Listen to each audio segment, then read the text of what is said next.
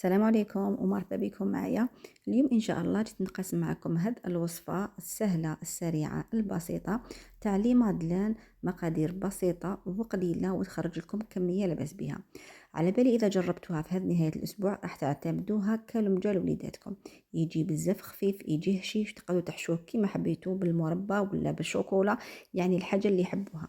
حبيت نوريكم هكا في اول فيديو كيفاش يجي داخل داير. شوفوا كيفاش يجي مثقب، يجي خفيف ريشه. كملوا معايا الفيديو حتى الاخير. اول حاجه لهنا في وعاء نجيبو 3 حبات تاع البيض، من الافضل يكونوا درجه حراره المطبخ.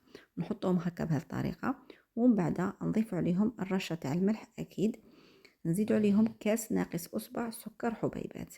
في هذه المرحله نخبطوهم جيدا بالباتوغ. هنا لازم تستعملوا الباتوغ حتى تخلطوا، حتى تحسوا بالقوام تاعكم بياض لكم.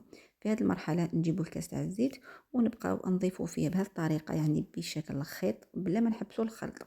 كما كتشوفوا يعني الباتوغ تاعي راهو يدور وراني نفرغ في الزيت بالعقل. هنا كي نكملوا كامل هذيك الكميه نزيدوا نجيبوا الكاس تاع الحليب اللي يكون دافي، كنت دفيته شويه في الميكرووند، ونضيفوه بنفس الطريقه ونبقى دائما مع الخلط المستمر. هنا كنت ضفت ملعقه صغيره تاع لافاني، كانت ما بانتليش في الفيديو ما على باليش علاه، ونخلطوه جيدا. في هذه المرحله نجو للنواشف. في الاول نحطوا 2 كيسان تاع الفرينه، انا حنغرب لهم معاكم، ونضيفوا معاهم كيس تاع خميره الحلوى الوزن تاعها 10 غرامات. نغربلوهم جيدا ونكملوا الوصفة تاعنا فقط بالفوي بهذه الطريقة.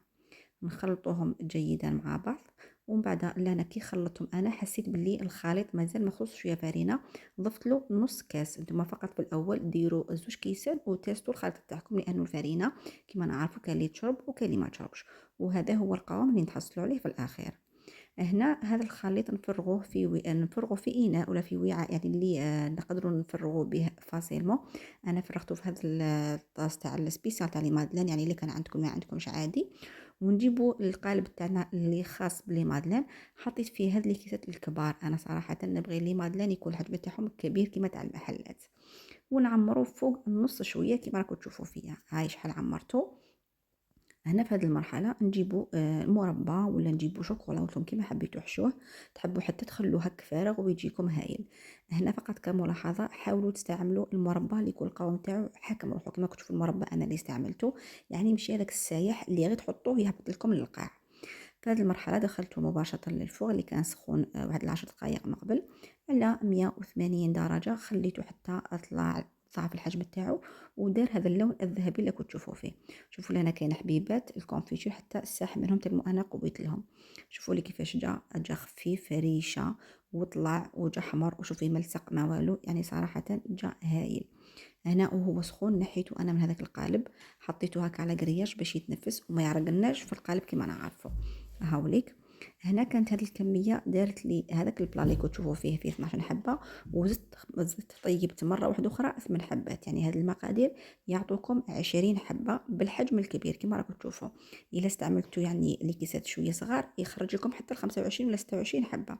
وشوفوا لي في الاخير يعني الشكل تاع لي مادلين. انا حبيت نخليها كسامبل يعني كيما تاع المحلات. صدقوني جا بزاف بنين وجا خفيف، تقدروا تعتمدوه كلهم جا لوليداتكم، وحاجه يعني نخدموها في اليد بيدينا خير اللي نشوها واجده. ما تنسونيش البنات جام لا فيديو، تهلاو لي في رواحكم.